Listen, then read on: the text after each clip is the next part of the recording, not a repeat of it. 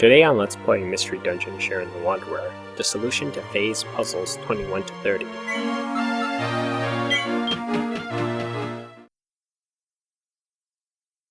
In this puzzle, we find a jar of identity and an undetermined staff. The latter is identified by inserting into the jar. We find a switching staff. To use the staff, we must remove it from the jar. Unlike a jar of holding, the ID jar usually must be broken to access its contents. With the switching staff, we can swing at the mammal to cross the water. We then pick up a wooden arrow. As we proceed right, we meet a red creature, a sleeping inferno. The inferno is not damaged by projectiles, which it naturally incinerates. Projectiles, however, will wake it up from its sleep. A few steps away, we shoot the arrow. Awakened, the inferno now chases us, and is lured away from the exit.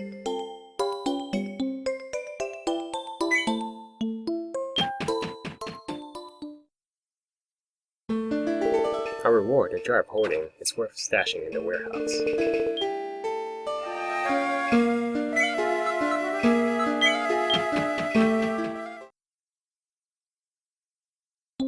First, we are in a room with one enemy, the Gather. We want to lure the enemy to us. Then we step southeast because the monster can move diagonally as well. Here we see two types of traps. The blue are the immobilization traps from Puzzle 6. The beige traps are pitfalls. We don't want to trigger them because monsters are usually immune to traps. We also can't reach the exit right now. Instead, we head down where we pick up a knockback and switching staff. If we use the switching staff first, we will trade places with the enemy and it will kill us. We want to swing the knockback staff first, and then trade positions with the monster. Now we have a clear vertical path to the exit.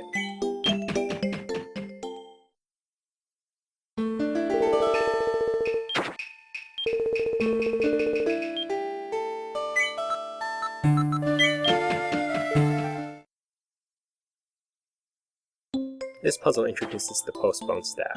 Swinging it sends the target to the exit of the floor. We don't want to kill the mammal just yet. Let's postpone it. Once we head left, we find a Viper. It's too strong. Let's postpone this as well. Only the first postponed monster appears above the exit stairs. Subsequently, postponed monsters appear adjacent to the stairs. Because the first monster, the blue mammal, is much weaker than the purple Viper, we now have an easy solution. Kill only the mammal. No longer do we have to fight the Viper.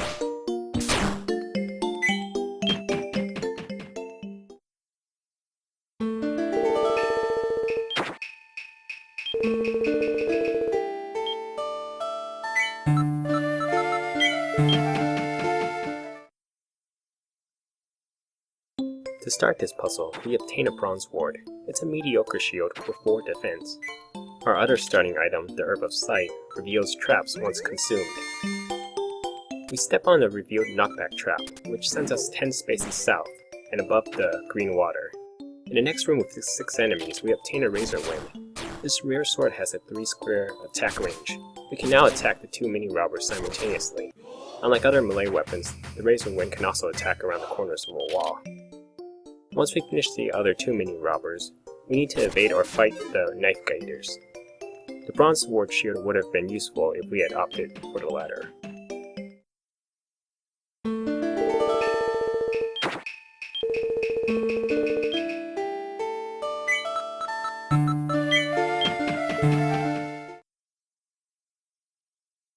The hint for this puzzle is important for all wanderers.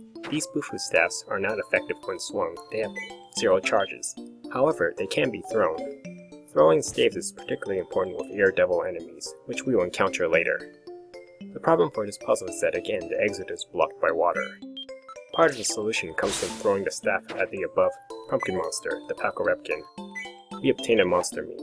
As we can also see, swinging the staff would have done nothing. Eating the meat transforms us into the Pakorepkin. We can now gain the monster's ability to phase through walls. In addition, we can hover over water. We cannot exit the floor as a monster. Instead, we must revert back to our natural human form. Warning, as a Pakorepkin, we must never revert when phasing through a wall. It would lead to suffocation.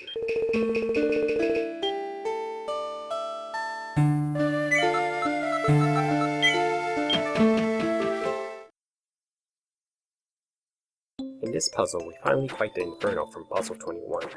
At our disposal were a pitcher's armband and 3 dragon herbs. If we recall from Puzzle 3, Attack Over Water, the dragon herb allows us to breathe fire on the enemy. Such a strategy does not work on the Inferno. The fire levels up the Inferno. Instead, we must equip a pitcher's armband and throw the dragon herb for 50 damage. Without the armband, the herb would have burnt up. This strategy with the pitcher's armband is often useful against a line of enemies, as in a Great Hall Monster House.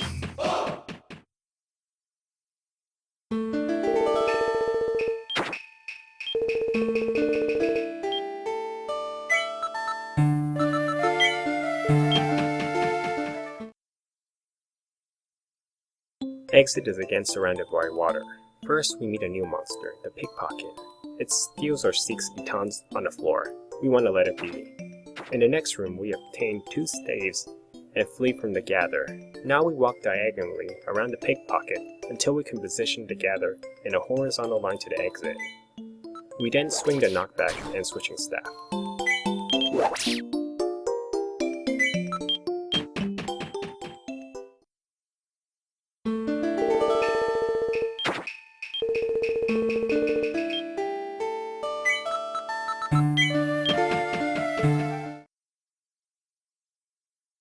We are stuck in a room with a fluffy bunny, a healing monster. Let's use the running trick of Puzzle 2 and find a punchable wall.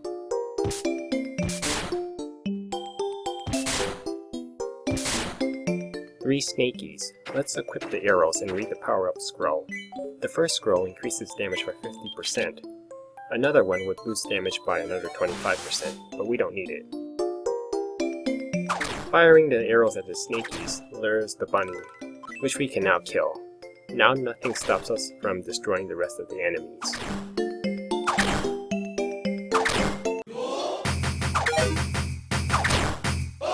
Warning, arrows are not 100% accurate.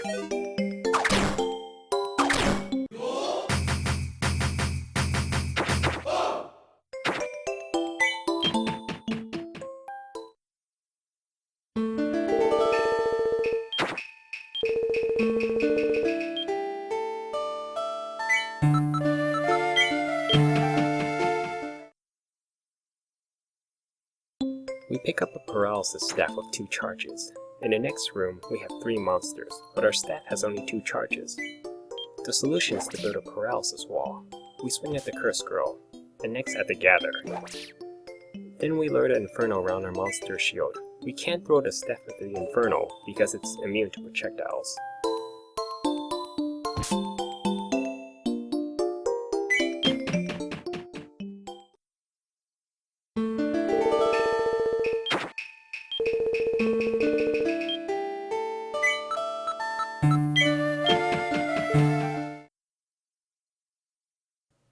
The last puzzle for today gives us an armor ward, curseless armband, and a polearm sword. The curseless armband prevents curses, particularly from the cursed girl above. The armor ward is a strong shield with 9 basic defense. Its one drawback is that it doubles hunger. Finally, we equip the polearm and kill the first 3 enemies.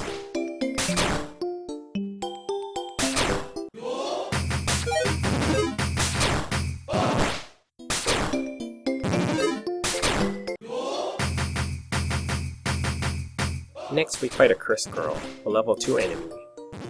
As we fight the monster, it attempts to curse us. Fortunately, we have our armband. The next monster is a level 2 purple slime. Let's try fighting from afar. Unfortunately, the enemy can also randomly clone itself. Let's just try to avoid it, the final one.